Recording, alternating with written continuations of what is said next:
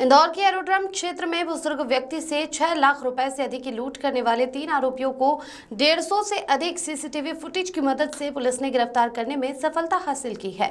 दरअसल फरियादी बाबूलाल गोयल पिता मोहनलाल गोयल ने एरोड्रम पुलिस को शिकायत की थी कि मैं बर्तन बाजार की दुकान से अपनी एक्टिवा गाड़ी से अपने घर द्वारकाधीश कॉलोनी जा रहा था। तभी रोकड़िया हनुमान मंदिर के पास वाले शिव मंदिर से थोड़ी दूर पर रात 8 बजे पहुंचा ही था।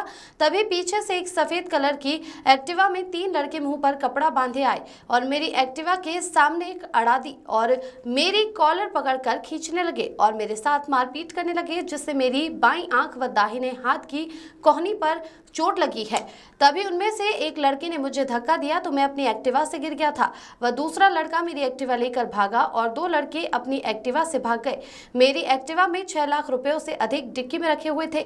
पुलिस द्वारा फरियादी की शिकायत के बाद तुरंत एक टीम गठित कर घटनास्थल के आसपास के लगभग 150 सीसीटीवी कैमरे खंगाले गए, जहां सीसीटीवी फुटेज के आधार पर अज्ञात आरोपियों के बारे में जानकारी मिली और हिरासत में लेकर पुलिस द्वारा पूछताछ करने पर अपना नाम पवन दाभाड़े, लाला सोनोने और अखिलेश उरिया होना बताया। आरोपियों के कब्जे से लूटे गए 6 लाख रुपए और एक एक्टिवा जब्त कर पुलिस पूछताछ शुरू कर दी है। हार्दिक प्रजापति की रिपोर्ट।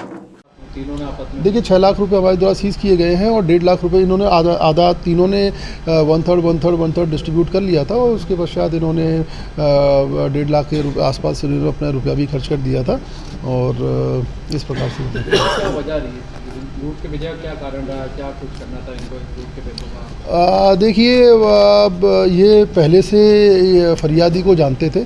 फरियादी एक बुज़ुर्ग व्यक्ति था जो काफ़ी ज़्यादा अमाउंट में कैश का ट्रांजैक्शन किया करता था व्यापार के सिलसिले में। वह इनको पता था और वह अकेला ही कम्यूट किया करता था, यहाँ से वहाँ जाया करता था। तो संभवतः इनके द्वारा ऐसा लगा कि एक सॉफ्ट टारगेट है और इनसे लूट कर मतलब बहुत आराम से की जा सकती है। तत्पश्चात पवन के खिलाफ एक तीनों के ही आपराधिक रिकॉर्ड शामिल है। इसमें से एक जो व्यक्ति पवन है उसके खिलाफ मर्डर का भी आरोप रिपोर्ट शामिल है इंदौर में।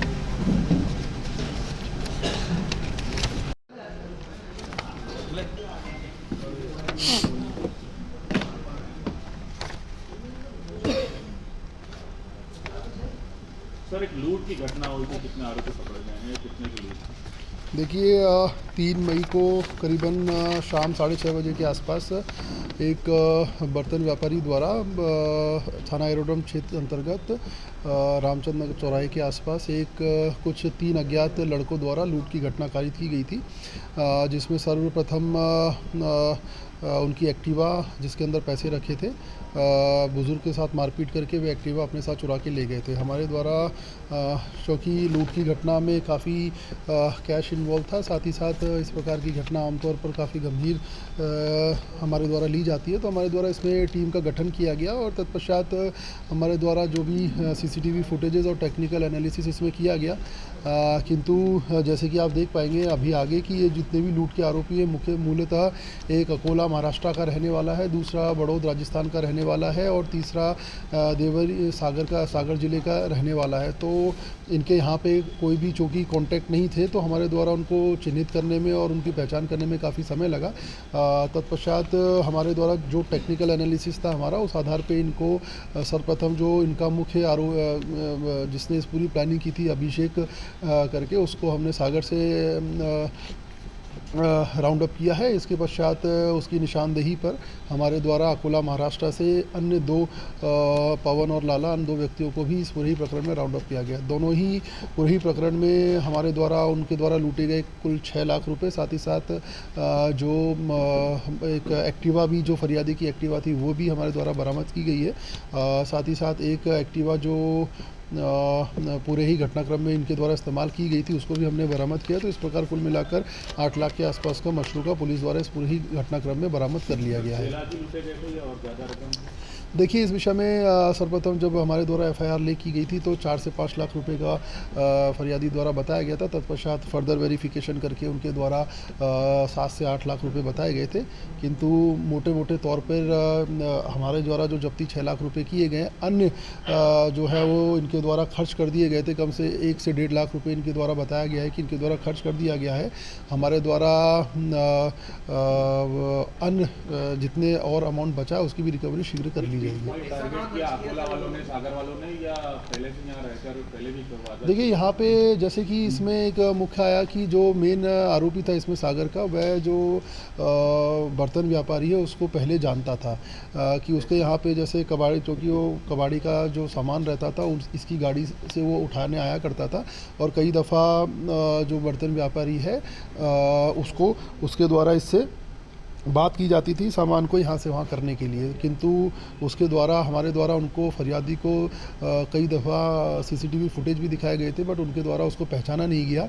तत्पश्चात जब विवेचना के दौरान हमने उसे पकड़ा और ये कहानी हमको पता चली, तो फरियादी ने उसको पहचान करी, और इस प्रकार फरियादी इसको पहले से जानता था। तीनों यहीं रह रहे थे या स्पेशल आए थे? तीनों यहाँ पे अस्थायी तौर पे यहाँ पे रहते थे। कुछ 2-3 महीने से यहाँ पे रहने लगे थे अस्थायी तौर पे, पर मूलतः ये राजस्थान, अकोला और सागर के रहने वाले थे, और घटनाक्रम को अंजाम देने के पश्चात ये वापस वहीं चले गए थे। कितने टाइम से सर रेकी कर रहे थे और घटना के बाद कहाँ गए थे? देखिए जैसे कि एक जो व्यक्ति है जो मुख्य आरोपी सागर का, वह फरियादी को पहले से जानता था।